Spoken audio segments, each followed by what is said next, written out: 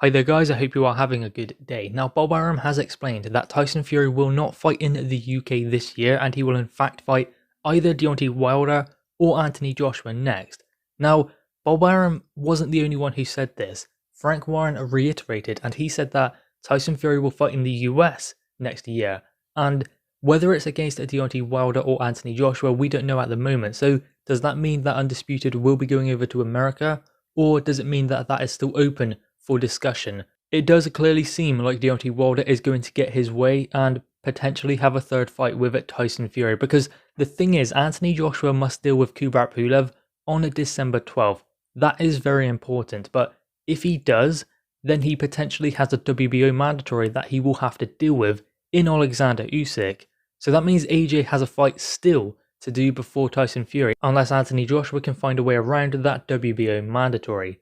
Now, obviously the fact that the Caballero fight is not happening, I believe, is kind of in place with the fact that Deontay Wilder is seeking mediation for the fact that their fight has not happened.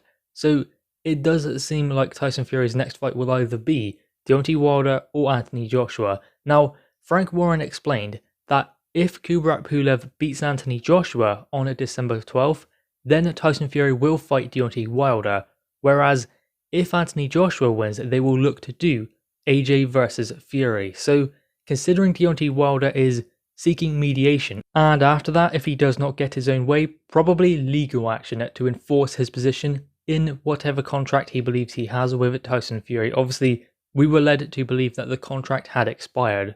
So Wilder still wants that fight, or he wants everyone to believe he still wants that fight. But obviously Tyson Fury's focus is now shifting towards Anthony Joshua, and Anthony Joshua is in the exact same position. He wants to fight Tyson Fury next. So the way in which they can make that happen is for Anthony Joshua to find a way out of his WBO mandatory, and now it seems like Tyson Fury is going to have some difficulties from Deontay Wilder, whether he has to pay Deontay Wilder off and pay him step-aside money. Maybe that is the way in which this must be done. But the thing is about that contract is they were contracted to fight middle of July. Then Deontay Wilder said that he had an injury, so he was given 90 days to put the fight back to. So the fight was put back then till October. Then after that, there was still no date for the fight. So it was moved to December, although it never had a date. Then the fight once again did not happen. So that is the reason why the contract expired, because the force majeure in the contract provided Deontay Wilder or Tyson Fury the opportunity to say that they cannot fight because of this certain reason, because there is something else out of their control that is happening, such as the pandemic, such as maybe an injury. And yet still the fight did not happen, so that is the reason why the contract has expired, and the reason why Tyson Fury was believing he was free to go and fight someone else.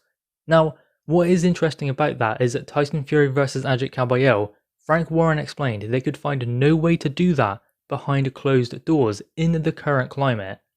Which is kind of strange, because Anthony Joshua is fighting Pulev, Dillian Whyte has already fought Alexander Povetkin, was planning to again on November 21st, and Alexander Usyk, Derek Chisora. So why is the reason why they cannot do that fight if they can do fights that are just as big, if not bigger, than Fury versus Caballero?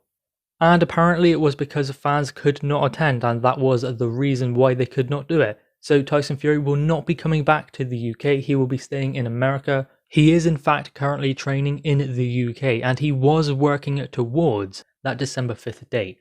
But what I don't understand is how can they not do this fight when they can do other fights? I mean, they're doing Dubois versus Joyce. I know that Tyson Fury was going to be pay-per-view and Dubois Joyce is not going to be pay-per-view, so obviously they need to understand that there are going to be certain numbers for that fight. And considering it's a fighter like Caballero, you have to wonder the kind of pay-per-view numbers that would do, meaning that if there is not a crowd there, then it is going to make it difficult if it does not sell good with the pay-per-view numbers. So I'm guessing that was the reason why the fight was scrapped. I'm guessing that Deontay Wilder does have something to do with it, especially considering they are looking to potentially fight him if they cannot get Anthony Joshua. So Deontay Wilder probably does have a bearing on that decision.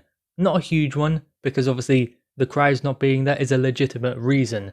A reason though that they could have gotten around by maybe not facing Caballero, because Caballero is not well known.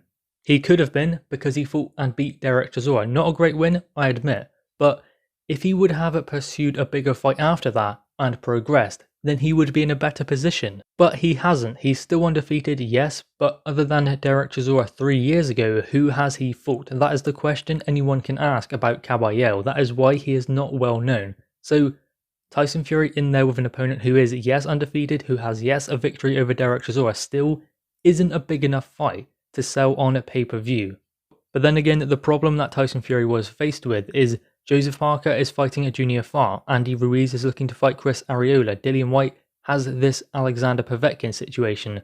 So there were fighters there, but they're all busy, they are all contracted and are looking to fight someone else.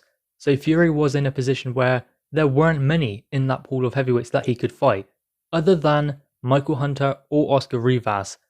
Good fights, but then again, they still don't have the profile, if that is the problem. If the problem is selling tickets and getting fans back into the stadiums, and the pay-per-view would not be enough to overcome that, then the problem is the profile of the fighter that Tyson Fury is fighting. Caballero, his profile wasn't big enough. Oscar Rivas, his profile would not be big enough. And Michael Hunter also.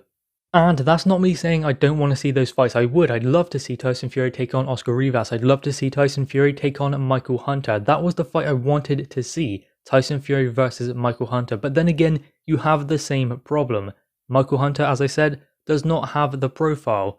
And Caballero did not have the profile. So they are unable to sell that fight the way they could if Tyson Fury fought someone like Andy Ruiz. And clearly now it seems like the best thing to do for Tyson Fury is to look for an Anthony Joshua fight. That is the fight that he does want. The fight he has apparently agreed for next year. Apparently that is the fight now they will move towards if the Deontay Wilder trilogy does not happen. And clearly that somehow depends upon whether Anthony Joshua beats Kubrat Pulev or not. Now, we are hoping obviously that it is going to be Anthony Joshua in 2021. That is realistically the only fight that we do want to see. We don't really want to see Deontay Wilder versus Tyson Fury 3 because we've seen the way it goes. I know that Wilder is only ever one big punch away from winning that fight, but still, it's something that has run twice. And in my opinion, there's been a conclusive winner both times, whether Tyson Fury got the decision or not. So we don't really need to see it for a third time. The important fight to make is AJ versus Fury. I think that that should be the next fight for Tyson Fury. Anyway guys, what are your thoughts on this? Make sure you leave your thoughts in the comments below, leave a thumbs up and subscribe if you are new. Thanks guys.